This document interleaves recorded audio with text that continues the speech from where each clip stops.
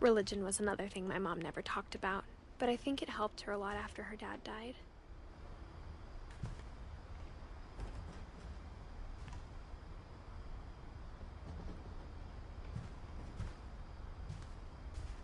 She spent a summer building houses in Calcutta, where she met my dad, Sanjay.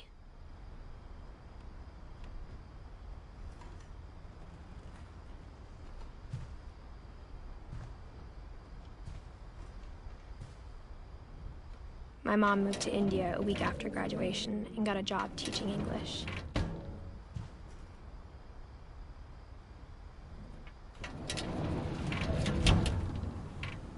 Louis was born a year later.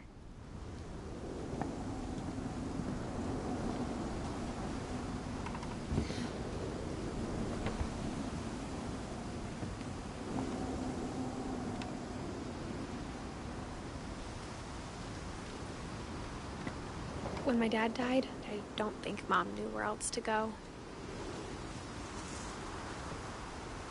I'm sure Edie was happy to have her back. And to see kids in the house again.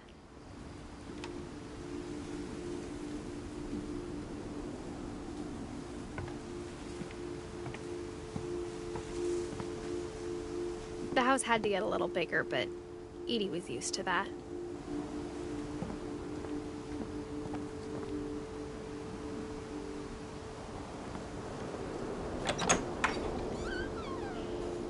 And for a while, things were good.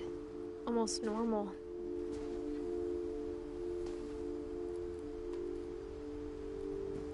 But it didn't last.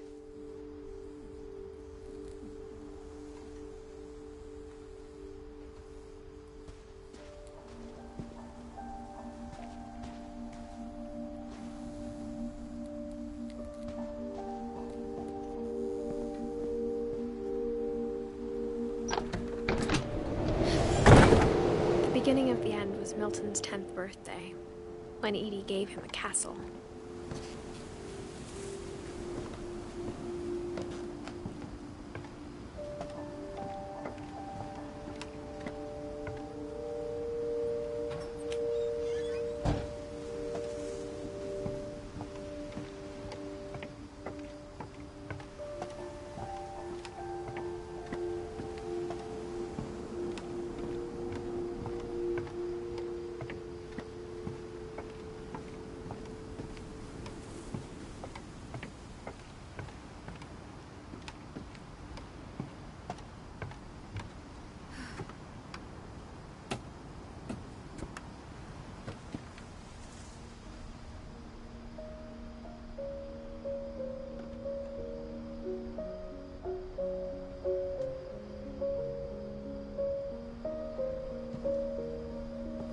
I think Edie was happy to finally have another painter in the family.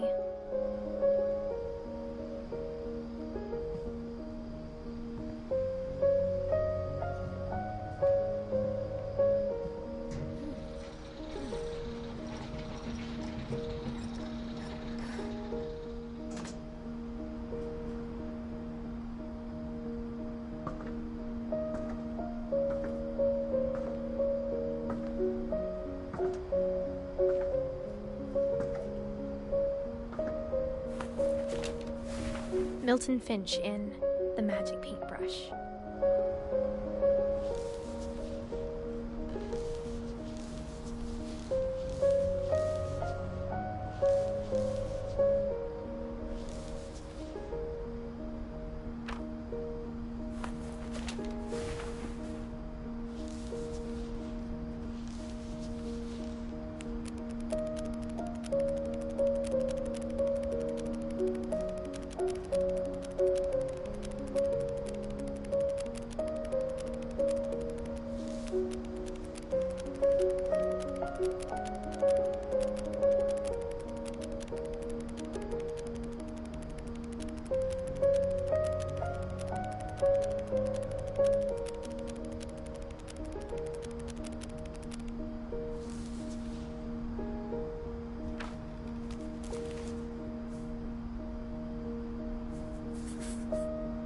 I was 4 when Milton disappeared.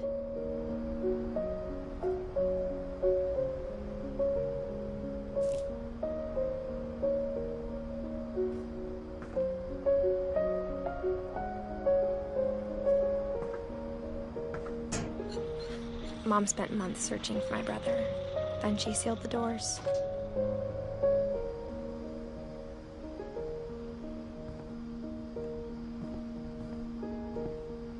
Whatever Milton had found in the house, Mom didn't want it getting out.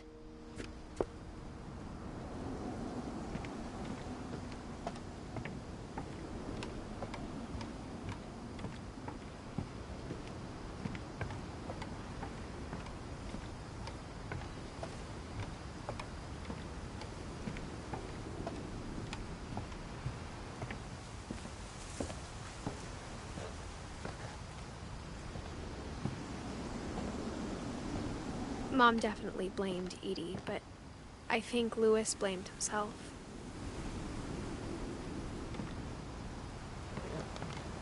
After he graduated, he just spent more and more time in his room, until Mom got him a job at the cannery.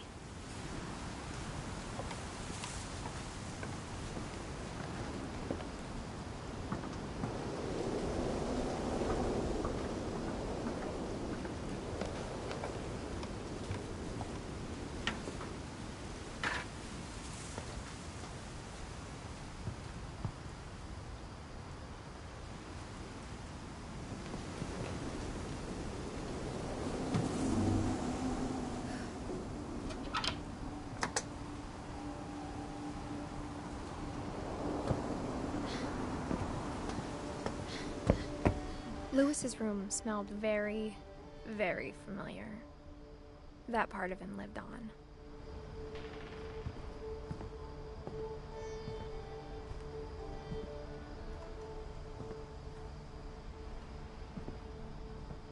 Lewis and I spent a lot of time playing games together, but he was surprisingly bad at them. He died a lot.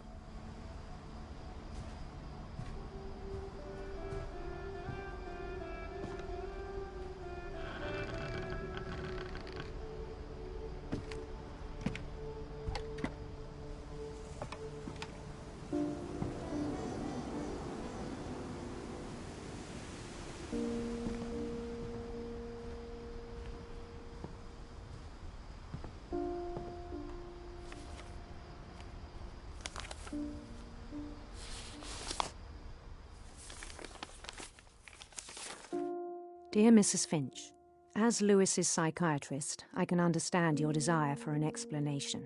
As I see it, the trouble began in January, shortly after we convinced your son to seek treatment for substance abuse. Newly sober, I believe Lewis first noticed the monotony of his daily life.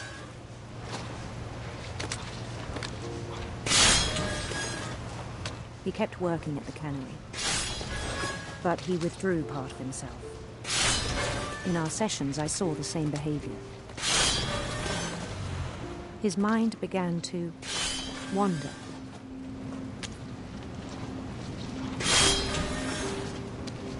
I asked him to describe it. He said he started small, imagining a labyrinth. He'd feel his way about.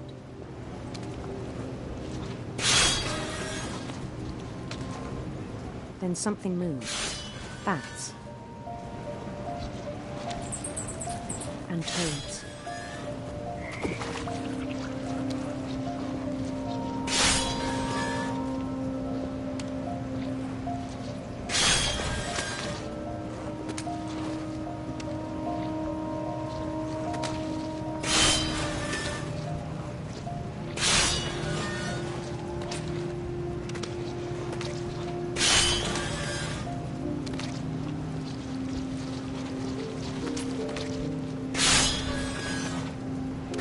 Things that have not names. He knew it was all in his head.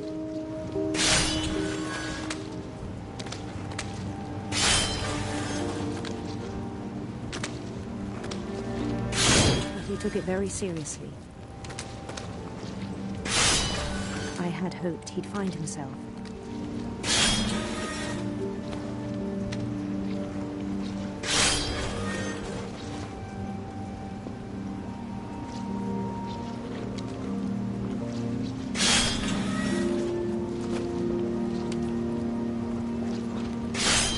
But he found something more. I worried about him then. Daydreaming at the cannery.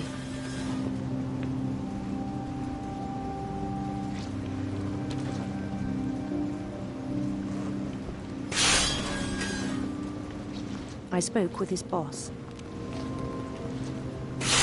But he said Lewis had become a model employee. Methodical, tireless, focused. Like a whole new Lewis.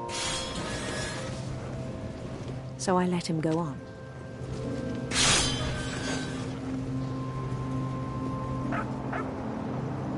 I even encouraged him. It seemed very promising at first.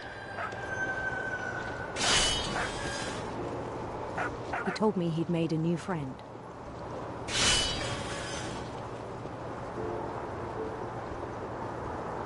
On the edge of a city he named Lewis Topia.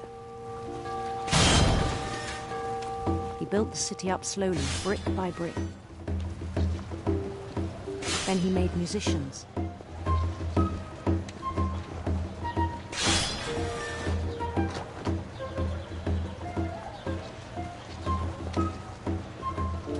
And songs for them to play. He talked about starting a band.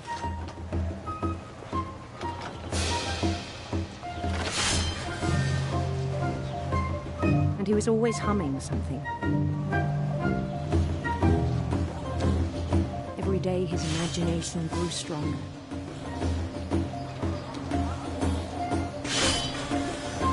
He no longer spoke at the cannery. But his chopping was as reliable as ever. Then one day it struck him that all the cheering crowds, even the stones under his feet, were all in his imagination. So he could do whatever he wished.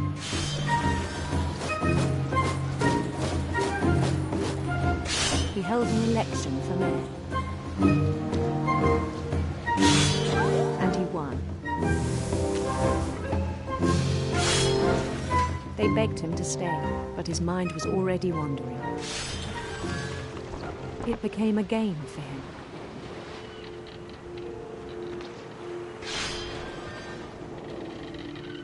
He'd conquer a city, then immediately push on. New Louisville.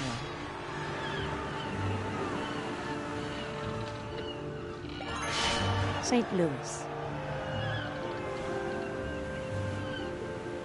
He started drifting away from our reality.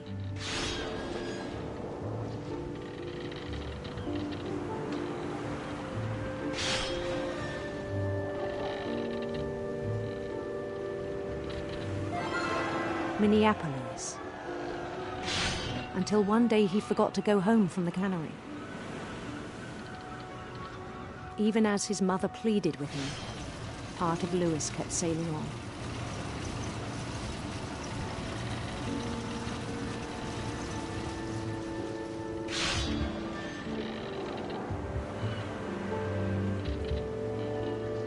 In Lewisburg, he heard rumors of a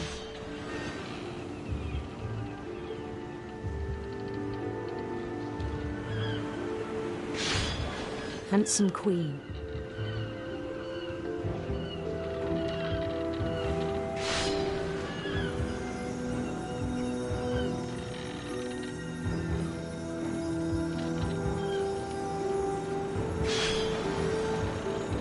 The queen was on her own quest for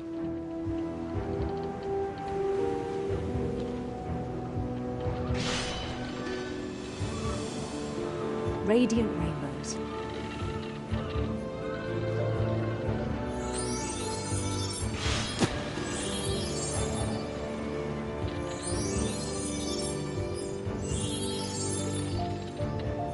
He followed the sound of her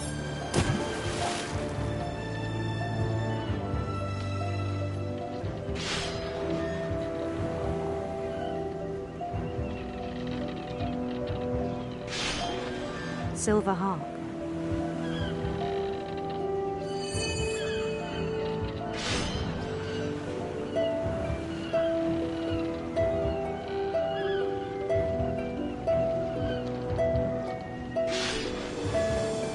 His chase led him to a golden palace east of the sun and west of the moon.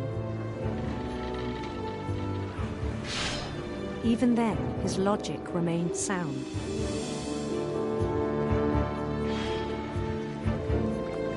He knew the world was all in his imagination.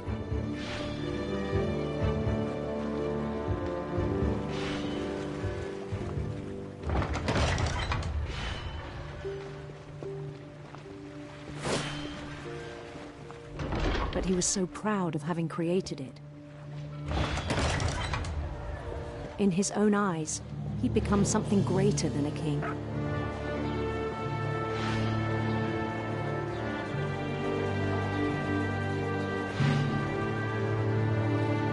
For someone who'd never known success in the real world, I think it was overwhelming. And then it struck him that the real Lewis was not the one chopping salmon, but the one climbing the steps of a golden palace.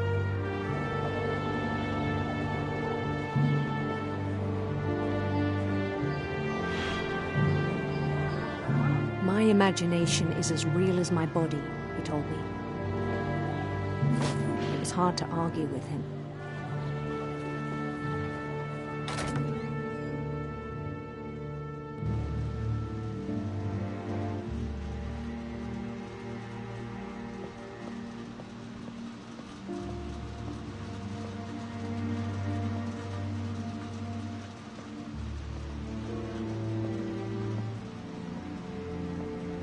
Began to forget the world we know.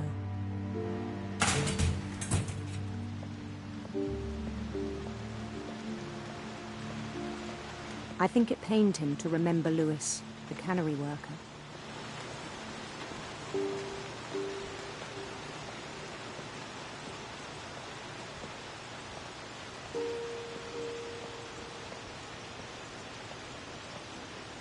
He began to despise the man with a royal contempt.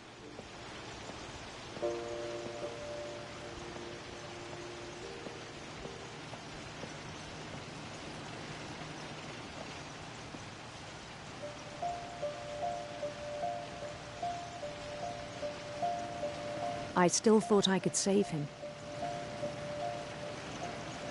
Even after he said he was being crowned king over all the lands of wonder. The palace would be packed with his companions.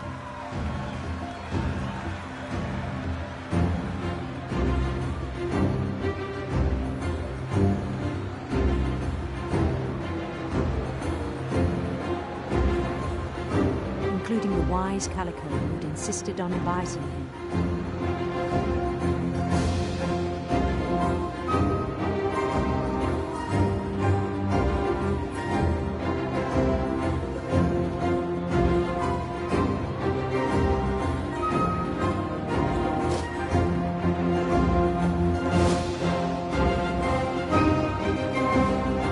His queen waited, holding his crown.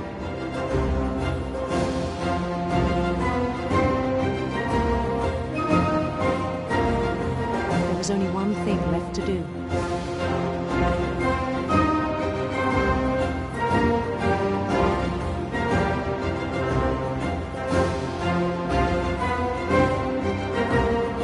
Bend down his head.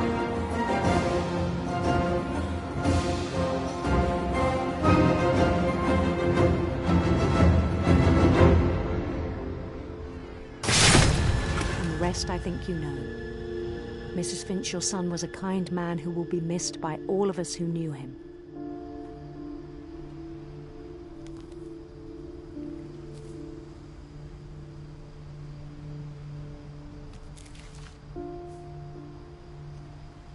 My brother was really cool.